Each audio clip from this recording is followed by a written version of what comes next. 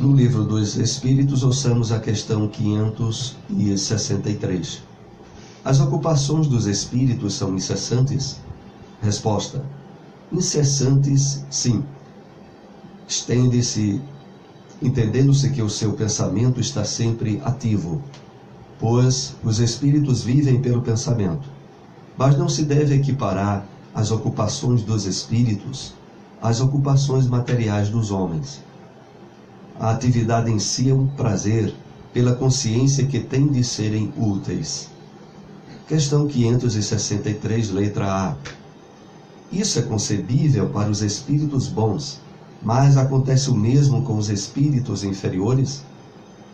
Resposta: os espíritos inferiores têm ocupações apropriadas à sua natureza. Confias a um trabalhador braçal e ao ignorante os trabalhos de um homem culto?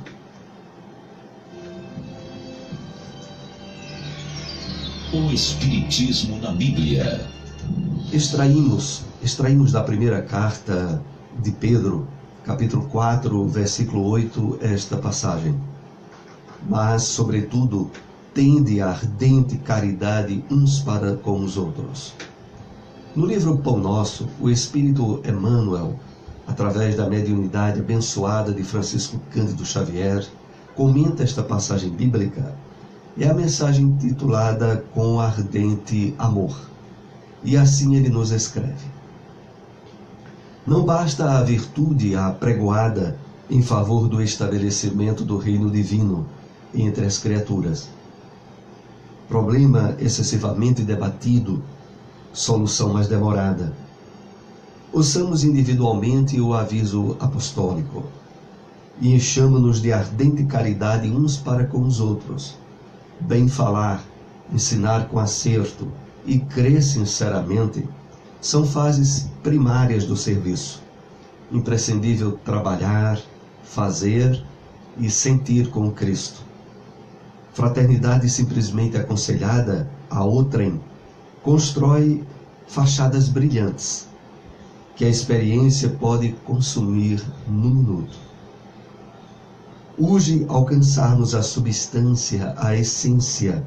Sejamos compreensivos para com os ignorantes, vigilantes para com os transviados na maldade e nas trevas, pacientes para com os enfermos, serenos para com os irritados e, sobretudo, manifestemos a bondade para com todos aqueles que o Mestre nos confiou para os ensinamentos de cada dia.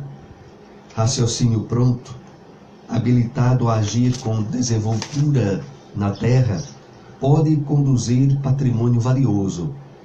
Entretanto, se lhe falta coração para sentir os problemas, conduzi-los e resolvê-los no bem comum, é suscetível de converter-se facilmente em máquina de calcular. Não nos detenhamos na piedade teórica. Busquemos o amor fraterno, espontâneo, ardente e puro. A caridade celeste não somente espalha benefícios, irradia também a divina luz. Onde encontrar uma instituição espírita? Grupo de Estudos Espíritas André Luiz. Sítio Taquara de Baixo, Alto do Moura. Reuniões públicas, quartas 8 horas da noite e sábados às 3 horas da tarde. Fraternidade Espírita Bezerra de Menezes, situada na Rua 25, número 96, bairro das Rendeiras, ao lado do Parque Municipal. Reuniões públicas segundas, quartas e sábados às 8 horas da noite. Espiritismo em Marcha. A apresentação Soares. Novamente estamos aqui ao vivo na sua Rádio Liberdade AM e FM. E através do telefone da Rádio Liberdade, você é convidado a tirar dúvidas, a receber através de esclarecimento respostas a perguntas que encontramos respostas na doutrina espírita. O telefone aqui da Rádio Liberdade é o 2103 1170, 2103 1170. Você pode nos ligar a qualquer momento e Enquanto você não nos liga, queremos aqui reforçar convite para o próximo evento espírita aqui em Caruaru, que se aproxima. É o evento que se dá sempre no período do Carnaval. No próximo ano, Carnaval se dará no dia 11, 12 e 13 de fevereiro. E na AME, na Associação Municipal Espírita de Caruaru, nós teremos seminários espíritas a partir das 2 horas da tarde até as 5h30, com palestrantes renomados aqui da região. No próximo encontro que iremos ter aqui da rádio, nós já teremos todas as definições dos palestrantes. Mas eu quero que você já fique aí agendado, você que durante o Carnaval não viaja, fique em Caruaru sobretudo, de que nós teremos palestras, seminários espíritas durante os 3 dias do Carnaval. Bom, nós estamos com o ouvinte na linha. Bom dia. Bom dia, irmão. Pois não, oi. oi. Jesus, o amor infinito de Deus, a força criadora de todo o universo, esteja com os irmãos, com todos os que participam do Espiritismo em Marcha, e com todos os irmãos da Rádio Liberdade, porque a audiência é muito grande. Até no Oriente, a gente tem notícia que tem gente ouvindo o Espiritismo em Marcha.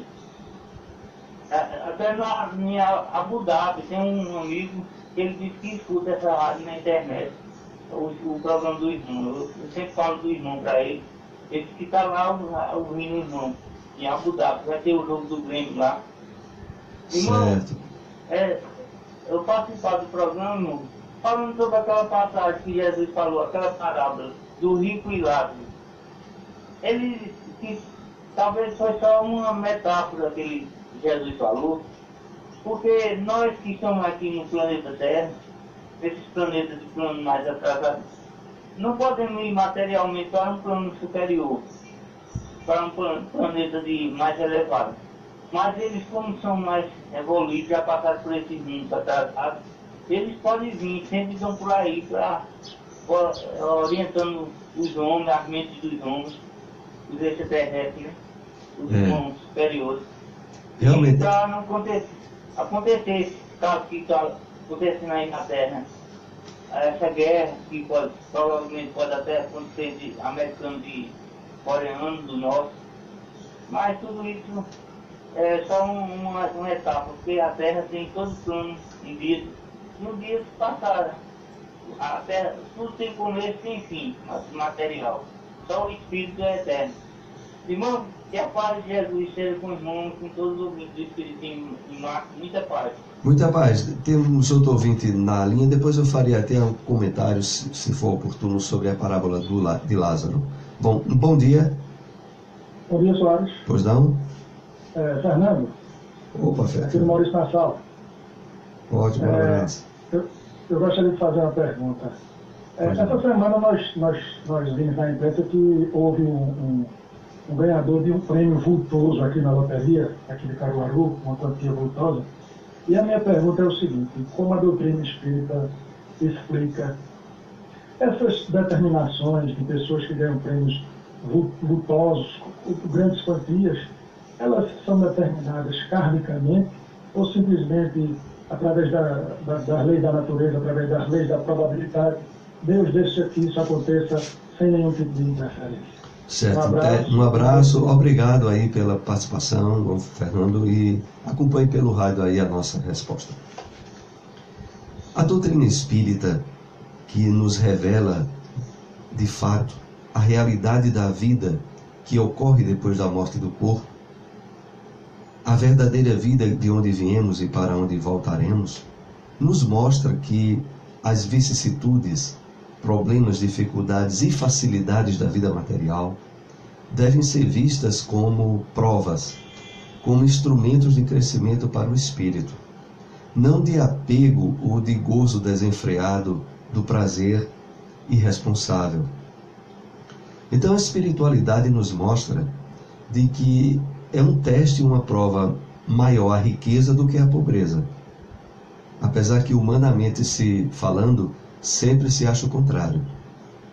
Mas os espíritos elevados, os espíritos benfeitores, normalmente quando eles retornam, inclusive para ajudar a acelerar o processo evolutivo aqui na Terra, eles escolhem experiências difíceis. Eles não escolhem vidas fáceis. O maior exemplo que nós temos no movimento espírita é Francisco Cândido Xavier. Então, em verdade, devemos ver a questão de sorte em loteria não do ponto de vista puramente humano, como se isso tivesse sido uma coisa muito felicitadora. E aliás, mesmo quando nós observamos pelo prisma humano, muitos ganhadores de loteria no Brasil, de cena, de loto, acabaram desgraçando a vida deles. Há histórias terríveis aí por trás disso. Então, a doutrina espírita diz que a liberdade, o livre-arbítrio que cada um de nós tem, faculta mudanças e alterações que nem necessariamente teríamos que passar na Terra. Inclusive essas provenientes da riqueza fácil. A riqueza vinda através de jogos e loterias. Bem conscientizado o cristão, e sobretudo o espírita, ele evitaria de se habilitar a correr risco desse tipo de facilidade e de aparente felicidade na experiência humana. Porque, visto pelo prisma espiritual, é um teste, porque coloca em evidência as maiores fraquezas humanas, da vaidade ao orgulho, à prepotência, ao poder que o dinheiro dá, e faz com que muitos espíritos se desequilibrem totalmente na condução dessas facilidades. Há de abrir os nossos olhos, porque não é aí que nós encontramos o objetivo maior e a felicidade que tanto buscamos aqui, durante a experiência física. Então é essa orientação que poderíamos dar, esclarecer aqui ao nosso irmão. E, bom, temos mais um na linha? Não. Então eu vou dar aqui ainda algum esclarecimento, que o nosso primeiro irmão que nos ligou fez uma referência à parábola de Lázaro. A parábola de que havia um mendigo que pedia esmolas, e que tinha um rico que passava e no seu manto de vaidade não se importava com a situação de Lázaro. Depois os dois desencarnam, e na vida espiritual Lázaro estava numa situação muito boa, enquanto que o rico ardia em chamas. Claro que Jesus utiliza aí uma parábola rica de símbolos e de lições. A primeira dela, a lição é de que o Cristo utilizou essa parábola mostrando que, olha, a morte do corpo não acaba com a vida. A vida continua depois na realidade maior. O segundo ponto, de que há uma preservação da individualidade dos espíritos. Do outro lado, Lázaro sabia ter sido Lázaro. O rico sabia ter sido rico de prepotência e de orgulho. Outra coisa interessante é que esses dois estavam em planos distintos. Nós aprendemos com a revelação espírita que, dependendo das nossas conquistas morais e espirituais, nós iremos para as dimensões espirituais de acordo com o padrão característico da nossa elevação moral, sobretudo, de quem nós fomos aqui na Terra, não exatamente da religião que temos professado. Isso aí não conta como a grande maioria das religiões, inclusive cristãs, evidenciam, de haver um favoritismo religioso. Então, realmente não é assim. Bom, estamos com o ouvinte na linha? Não. Então, voltando ainda a dar uma explicação em torno dessa parábola, o que é que ocorre? Na visão espírita, a possibilidade de comunicação entre dimensões diferentes se dá pelo uso da mediunidade. Interessante é que nessa parábola, Lázaro e o rico, eles tinham condições de saber da situação do outro. Havia uma forma aí também de intercâmbio espiritual. Então, Jesus, na sua sabedoria suprema, utiliza de uma parábola que, ao mesmo tempo, elucidava para aquele povo de que a riqueza não é, aos olhos de Deus, um favoritismo e não é de maneira nenhuma um atestado de grandeza espiritual, o fato de que a realidade da vida que temos aqui na Terra tem um reflexo na vida espiritual. A doutrina espírita deixa muito bem claro, porque do mesmo modo que nós temos ricos, orgulhosos e que utilizam mal as possibilidades financeiras e econômicas que lhe foram emprestadas, porque em realidade ninguém é dono de nada aqui na Terra. Nós recebemos empréstimos da paternidade e da bondade divina. Mas a mal condução desse empréstimo redunda para muitos ricos em felicidade. Também a pobreza, quando ela leva à blasfêmia, à revolta, ela atesta também o nível de inferioridade daquele espírito que, tendo nesse tipo de provação possibilidade de crescimento espiritual, renuncia, revoltando-se contra as circunstâncias da vida e também se tornando um mal pobre, o que trará, sem dúvida nenhuma, consequências infelizes no seu retorno ao mundo espiritual. Então a questão, fazendo aqui um fechamento, não é ser rico ou ser pobre, é a condução dessas possibilidades que as leis divinas nos colocam de forma equilibrada, de forma exitosa, porque isso é o que contará mais, não só ao retornarmos ao mundo espiritual, mas também na própria experiência que estamos tendo aqui na Terra. Porque temos que analisar as escolhas dos estados emocionais nossos como sendo consequência do uso pessoal do livre-arbítrio nosso. Então, há pessoas que, mesmo passando por muitas circunstâncias de dificuldades materiais, são agradecidas a Deus pelo dia e por uma série de detalhes da sua experiência humana, tornando elas corações agraciados intimamente, mesmo diante de uma experiência humana difícil. Assim também como há pessoas ricas, com grande potencial econômico, financeiro, e que são pessoas muito fomentadoras do bem, do trabalho, do amparo social e às vezes, inclusive, no mais absoluto anonimato. Então, não podemos julgar ninguém ou analisar em termos críticos, seja ele rico ou pobre, sobre o êxito com que ele está conduzindo a sua experiência reencarnatória, porque isso é decorrente da maneira pessoal que cada um conduz a sua vida. Então é esse esclarecimento que poderíamos dar aqui sobre a parábola de Lázaro. Lembramos aqui outra vez o telefone da Rádio Liberdade, é o 2103 1170, 2103 1170, você pode participar, interagir com o mesmo. Enquanto você não nos liga, nós iremos analisar aqui uma questão dos temas que abordamos nesta manhã.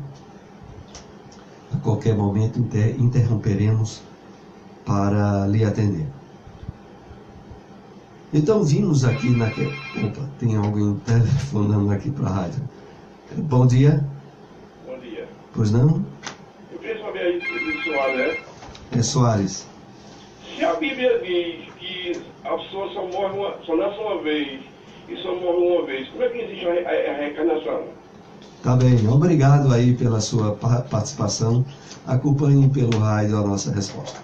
O nosso ouvinte se refere à questão suscitada por uma passagem da carta do apóstolo Paulo aos Hebreus.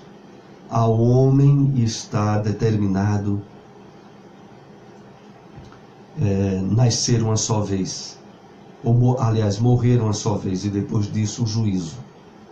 É assim que mais está o texto, literalmente falando. A doutrina espírita nos diz que em termos de experiência pessoal, cada vez que reencarnamos na Terra, é uma experiência única. Ninguém que hoje foi, por exemplo, nessa experiência encarnatória, eu estou como Soares. Jamais eu voltarei a reencarnar com nome e personalidade igual a que estou me apresentando aqui. Por quê? Porque nós tanto evoluímos aqui na Terra quanto evoluímos no mundo espiritual. Quando retornamos ao proscênio terrestre, voltamos com características bem diferenciadas. Não só a aparência física, que será diferente, como também uma série de conquistas pessoais que teremos alcançado. Então, Paulo está perfeitamente certo. A personalidade humana, que é esse o termo do original traduzido para o português, está determinado morrer uma só vez. Mas aqui não é o morrer em termos de destruição absoluta, principalmente porque o próprio apóstolo Paulo havia dito na sua carta aos Coríntios que do mesmo modo que há corpo material, há corpo espiritual. E referia ele ao fato de que, ao desencarnarmos, temos a preservação em termos de aparência, entre aspas, físicas, por estar no corpo espiritual, para os espíritos que poderão nos perceber. Mas aqui queremos deixar bem claro isso ao nosso ouvinte. Realmente, depois de cada experiência encarnatória vem o juízo. Esse juízo está dentro da nossa consciência. É o tribunal estabelecido pelo Pai Criador, que analisará o que tivemos de positivo ou de negativo na nossa encarnação. Então, cada vez que encarnamos, ao voltarmos, vem o juízo. Não voltaremos na mesma individualidade com que nos apresentamos aqui na Terra. Individualidade em termos de aparência física ou de características pessoais. Nós estamos em processo de evolução contínua. É isso que poderíamos esclarecer ao nosso ouvinte. E o horário já avança um pouco. Deixamos votos de muita paz. Estejam conosco novamente no próximo domingo às 7h30 da manhã com o programa Espiritismo em Marcha. E você que nos acompanhou, tiver alguma dúvida aí pela internet, pode deixar alguma pergunta, nós procuraremos responder também através do Facebook, ou podemos trazer a pergunta aqui para o programa da Rádio Liberdade. Que Jesus nos ampare, nos ajude hoje e sempre. Um bom domingo.